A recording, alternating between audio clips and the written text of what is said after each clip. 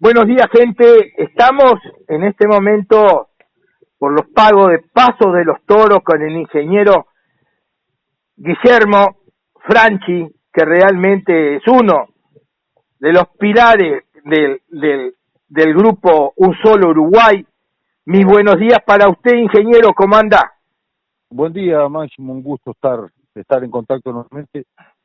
Lo de Pilar, bueno, relativo, tiene muchas patas este movimiento, Yo sé que tantas sí, patas como Guillermo. integrante y simpatizante. Nada, soy uno más nomás y trato de canalizar todo lo que uno se va enterando y va escuchando y va hablando con la gente. Y bueno, la función que nos han dado de ser los voceros, y simplemente soy eso, soy obviamente simpatizante del movimiento, creo en el movimiento, creo que es una herramienta excepcionalmente buena, y después trato de transmitir lo que se va discutiendo y lo que se va a analizar. Correcto.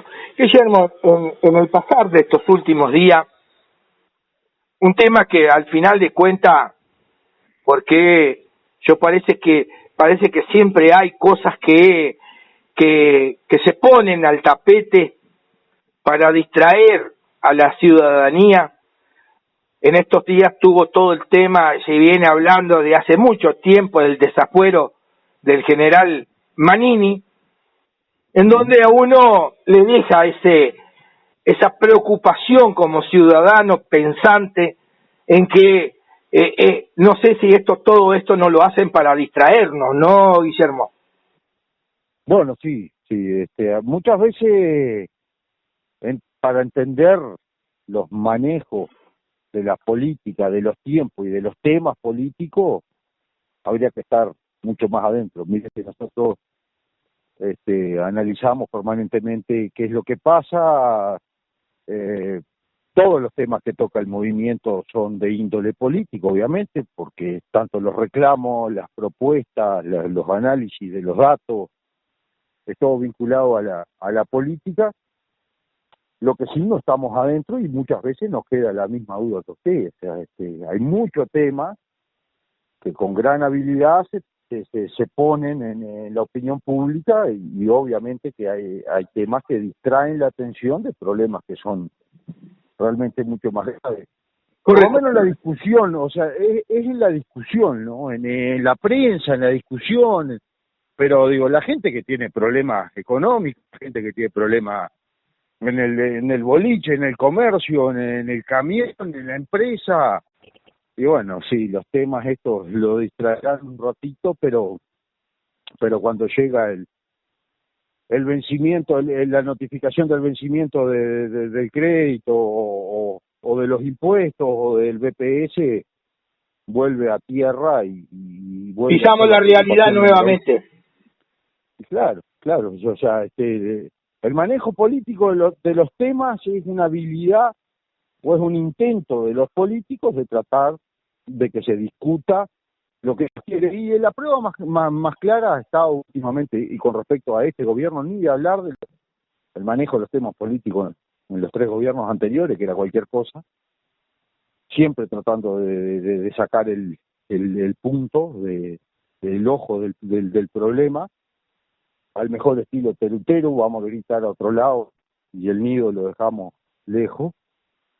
Pero acá tenemos dos, o un tema por lo menos, que obviamente centró la atención, y uno que cayó como peludo para regalo. El tema que el propio gobierno puso arriba de la mesa para centrar la atención y la discusión política, partidaria y parlamentaria fue la ley de urgente consideración. Sí, señor. Eso distrajo a todo el mundo y enfocó la discusión a lo que el propio Lacalle quiso discutir durante todo el tiempo que se trató la ley de urgente consideración. Que aparte tengamos en cuenta que de todas de todas las audiencias que se hicieron, tanto a nivel de la Cámara de Diputados como de senadores, y de todas las organizaciones que participaron, que fueron a dar su visión, a la cual nosotros mismos fuimos, era un tema laudado. Era un tema que se negociaba entre políticos y solamente tenían, en definitiva, terminaban decidiendo lo que después levantaban la mano en la Cámara. O sea que todas las organizaciones, por ejemplo, lo que nosotros fuimos a plantear a la Cámara a la Comisión de Diputados, fue La parte económica, Guillermo. fue como una pérdida de tiempo. La parte económica no ha mejorado nada, más ha empeorado. Pero partiendo de la base de que venimos en problemas económicos a nivel comercial, a nivel de empresa de todos los rubros, le podría decir que desde fines de 2014. Uh-huh. Todo el gobierno de Tabaré Vázquez fue un retroceso incesante. Los 5 años de gobierno de Tabaré Vázquez, el Uruguay retrocedió en todos sus indicadores. Pese a que algunos se maquillaron, algunos se trataron de tapar, algunos se le inventaron cosas, no se actualizaron otras. Por ejemplo, usted escucha permanentemente hablar del déficit fiscal en porcentaje del Producto Bruto Interno. ¿Y cuál es el Producto Bruto Interno de Uruguay? Si los últimos parámetros que se estaban tomando para medirlo eran del año 2005. O sea que en los últimos 15 años seguimos valorizando toda la producción y los servicios nacionales con parámetros del 2005, estamos en 2020, terminando el 2020. Entonces, acá hay muchas cosas que quedan en el camino, hay muchas cosas que la comodidad que le genera al sistema político no lo quieren tocar. Nosotros fuimos muy críticos con todo lo que eran cómo calculaba las estadísticas de pobreza, indigencia, desempleo, Sí, empleo, nivel de actividad del Instituto Nacional de Estadística, y la verdad que quiere que le diga, y disculpe la expresión, nos putearon en todos los idiomas. Nos dijeron cualquier cosa. Nos dijeron que atentábamos contra las instituciones, como si fuésemos guerrilleros. Nos dijeron que éramos deshonestos intelectualmente al plantear o al cuestionar la forma de cálculo del Instituto Nacional de Estadística. Y nosotros lo que hacíamos era, con los mismos datos del Instituto Nacional de Estadística, ponerlos arriba de la mesa y decir, esto no es correcto. El índice de pobreza en Uruguay, ahora salió lo habrá visto hace unos días atrás, hay sí, señor. un instituto como el CERO que sale a decir que la pobreza en Uruguay no es lo que maneja el Instituto Nacional de Estadística, y nosotros lo venimos manteniendo hace 3 años. Sí, hablaban de un 8.6, y estamos en un 13.8, ¿no? Pero dígame una cosa, vamos a olvidarnos de los números, sí. Vamos a la realidad. Salto, en los últimos 15 años, y sobre todo en los últimos 10, se ha incrementado el tema de los asentamientos.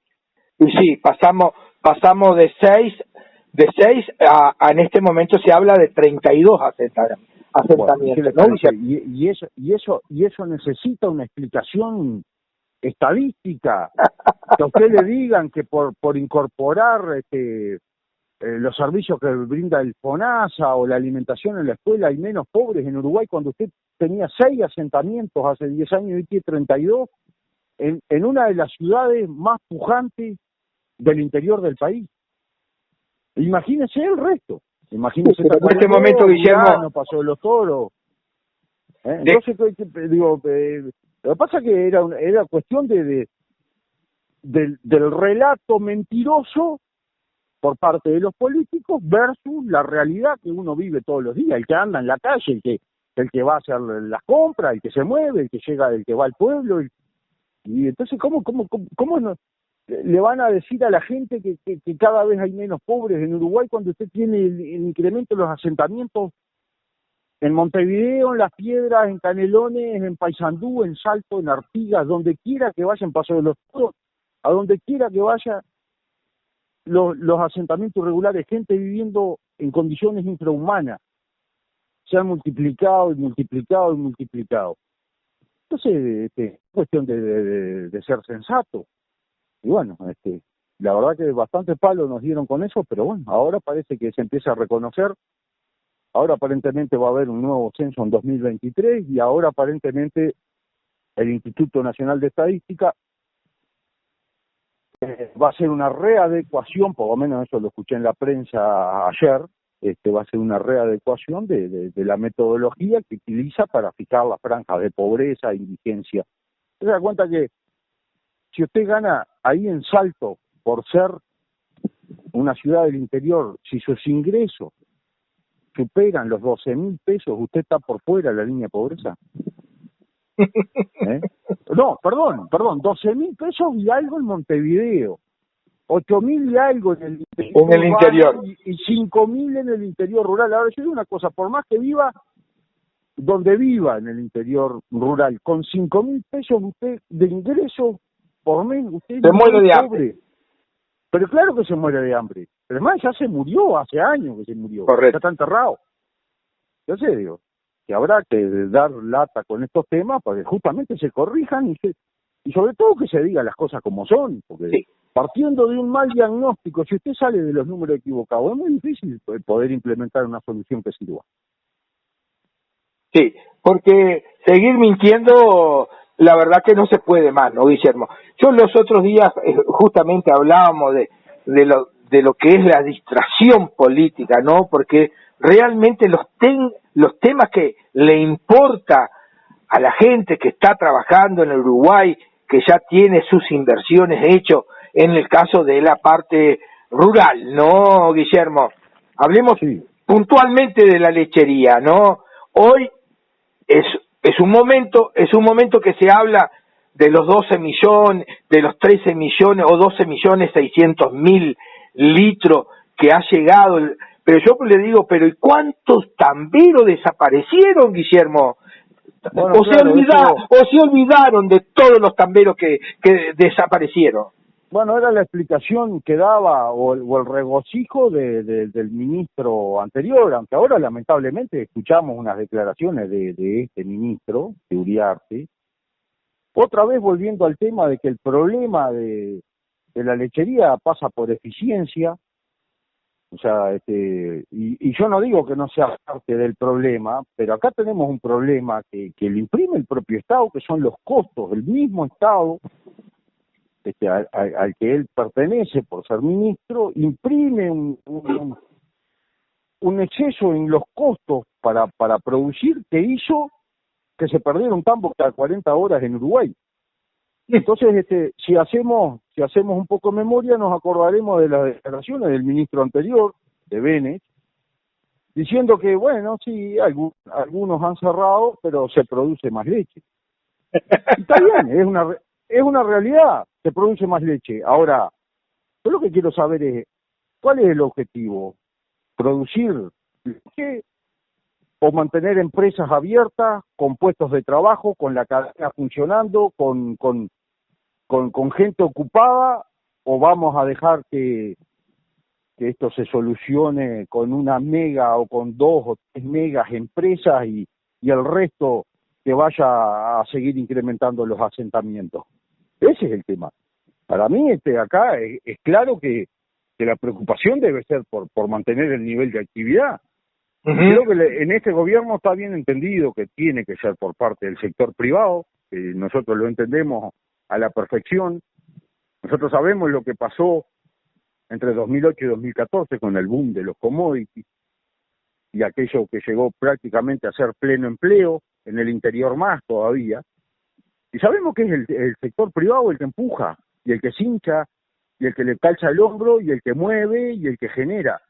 Acá tuvimos los últimos, con la convivencia del PIT-CNT y con la farándula del Frente Amplio, tuvimos 15 años diciéndonos que el desarrollo económico del Uruguay, el desarrollo social, el impulso, la tecnología y no sé cuántas cosas maravillosas más deberían pasar por las manos de las empresas públicas.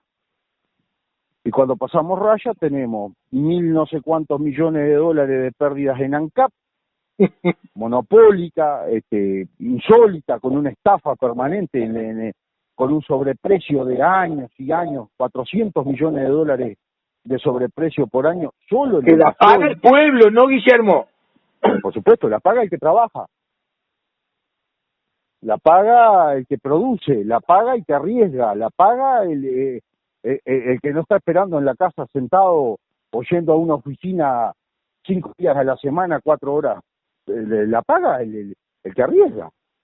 Y entonces, por eso yo le digo que acá, por lo menos los dichos de la ministra, creo que van en el sentido que todos pensamos. Digo, a ver, no es porque lo diga la ministra, es que lo que vemos es que es sensato decir que la reactivación económica, la generación de puestos de trabajo, la generación de divisas, no me gusta mucho la palabra, muchas veces se habla de la generación de riqueza.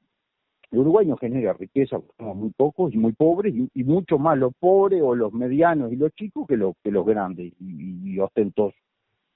La generación de divisas que termina desparramándose en toda la sociedad, la genera el sector privado. Y es así. Y chao. No hay vuelta. Y después, y no hay vuelta. Y se le podrá buscar la excusa o la explicación que quiera, todo lo demás, pero en realidad el que empuja acá es el sector privado. Y las caídas del sector privado son lo que llevan a estos niveles de desempleo, a estos niveles de pobreza, a estos niveles de empresas cerradas. A ver, estamos hablando que hay unos datos ahora que allá debe hacer más de 30 días que se pusieron arriba de la mesa.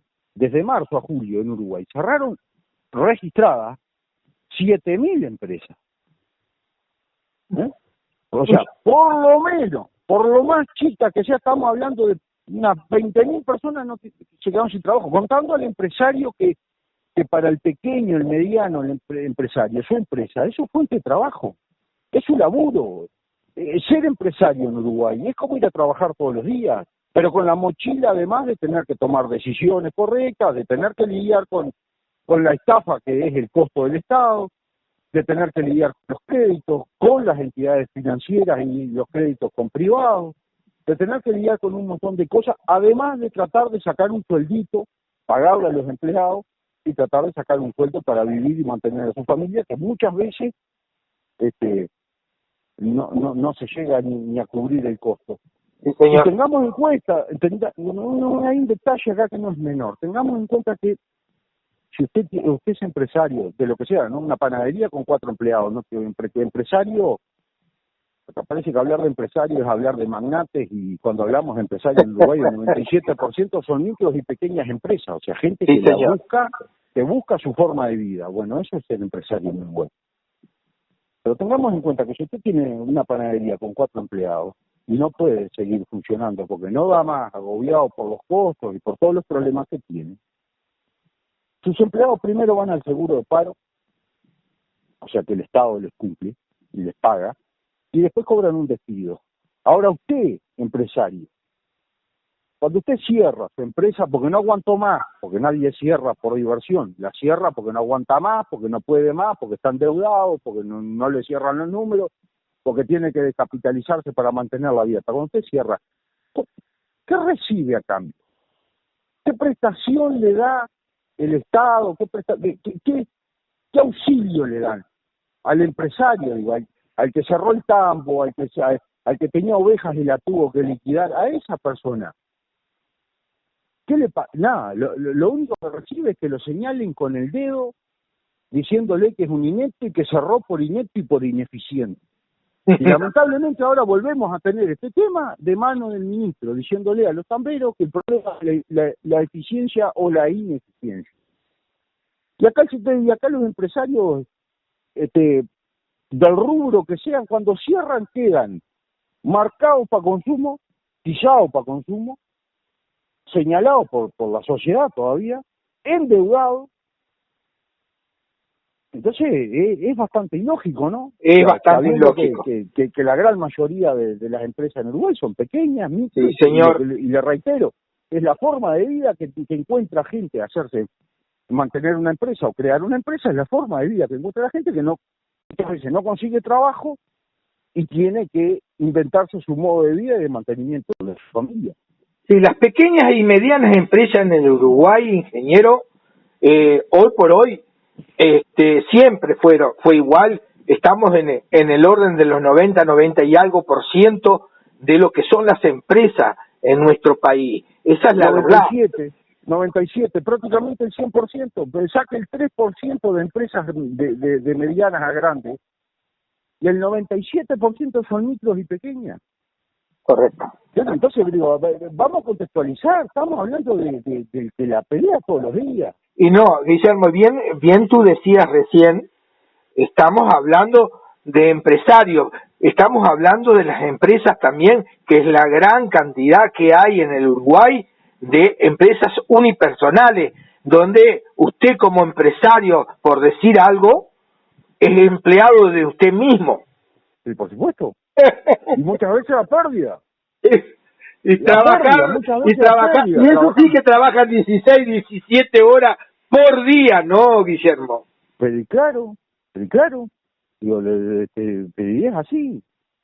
No, sin licencia, sin ningún beneficio de ningún tipo, y todavía si le va mal tiene que queda a la calle. Y queda debiendo. Es más, mire, yo le voy a decir una cosa, y usted lo debe haber escuchado. Hay mucha gente que no ha cerrado porque no tiene el dinero para cerrar la empresa. Entonces se ha mantenido en una bicicletita financiera ahí, tratando de conseguir algún crédito, alguna cosa, descapitalizándose de algún lado. Y no ha podido cerrar porque no tiene el dinero suficiente para cerrar con los empleados, para cerrar con PS, para cerrar con DGI, para cerrar con los proveedores, para cerrar con los bancos. Y eso es una realidad. Es una realidad. Y lo más triste de todo eso, es que el problema más grave es el Estado. Porque acá lo más costoso que tiene cualquier empresa para subsistir depende pura y exclusivamente del Estado. Yo voy a un dicho, tarifas, Guillermo, UTE, Antel, OCE, con tarifas comerciales. Para un kiosco le cobran una tarifa comercial, le cobran un consumo mínimo de agua, cosas ridículas que lo único que han hecho es generar problemas, y bueno, y a la prueba está con la enorme cantidad de gente que se quedó sin trabajo ahora en esto, sí. Y con la enorme cantidad de gente que ya no tenía trabajo antes de la pandemia. Sí, mi padre me decía siempre, Guillermo, y eso fue una cosa que él lo cumplió en toda su vida como empresario. Mira, hijo, prefiero deberle un banco y no deberle al Estado, porque el Estado por un lado o por otro te va a cobrar siempre, me decía él. Y es la triste realidad, porque ahí, eso que tú decías en este momento, los empresarios, hay muchos que quieren cerrar y no cierran porque realmente no tienen la plata y le quedarían debiendo una vela cada santo. Ese es el gran problema que tienen, ¿no, Guillermo? Por supuesto.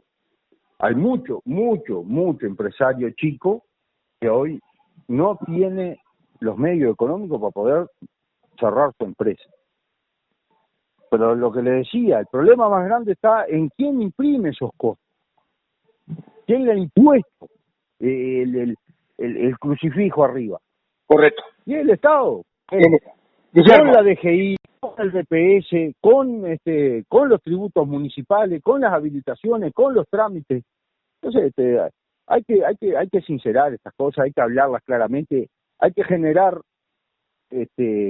expectativas para que la gente no cierre y tenga la posibilidad de mirar hacia adelante. Por ejemplo, esto es uno de los temas tratados en la reunión con la ministra, el Banco República, para empezar y para marcar la cancha, tendría que ser promotor del no cierre de las empresas, darle aire a las empresas. Usted sabe bien que casi todos los sectores, y en el agro se da permanentemente, usted accede a créditos que usted tiene que amortizar el crédito antes de que termine el ciclo productivo. Entonces, eso es un problema que se ha venido generando. Porque usted mira, los propios números del Banco Central, donde marca el nivel de endeudamiento en todos los sectores de actividad y el nivel de la deuda vencida, o sea, de la morosidad, en todos los niveles de actividad, realmente es una luz más que amarilla a esta altura del partido. Correcto. Y sobre todo en esta situación actual donde, por ejemplo, para el turismo no se sabe ni qué es lo que va a pasar. Entonces, si no se le da aire a esa gente, si no se le da hoy medidas claras y incentivos claros, incentivos desde el punto de vista de, por ejemplo, no cobrarle, que la DGI no cobre anticipo de la recaudación, sino que lo cobre después con la facturación ya hecha, pero en el sector turismo, con las ventas de los primeros días de enero, la DGI ya dice, bueno, el nivel de facturación con lo de estos días va a ser tanto, por lo tanto, tiene que ir y pagar los impuestos por adelantado. Es insólito. Aunque después no venda nada, aunque después no venga ni un turista, aunque después el verano sea malo, ¿Sí? pero usted tuvo que desembolsar antes, y eso es lo que no es incomprensible. Entonces, esas son las cosas que estuvimos tratando Correcto.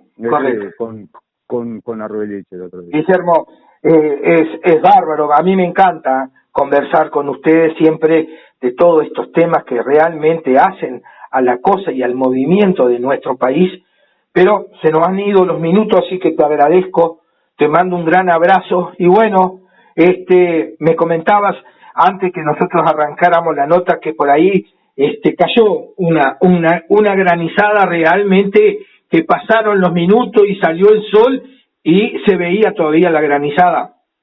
Todavía está el hielo al sol. La verdad que fue bastante grande, sí, bastante intensa y bastante larga. Una granizada importante. En esta zona no es gran cantidad de lo que hay de cultivos, pero bueno, esto siempre genera algún perjuicio. Algún perjuicio. Correcto. Así que, estamos. Que muchas gracias, Guillermo. Abrazo grande y nos estamos hablando en cualquier momento. No, muchas gracias por el llamado y siempre las órdenes. Quedan temas baldes de temas para hablar y seguir machacando con algunas cosas que deben corregirse sí o sí acá en este país si queremos realmente reactivar la economía y reactivar el empleo. Correcto. Gracias, Guillermo. Abrazo grande. Que pase bien usted. Igualmente para usted.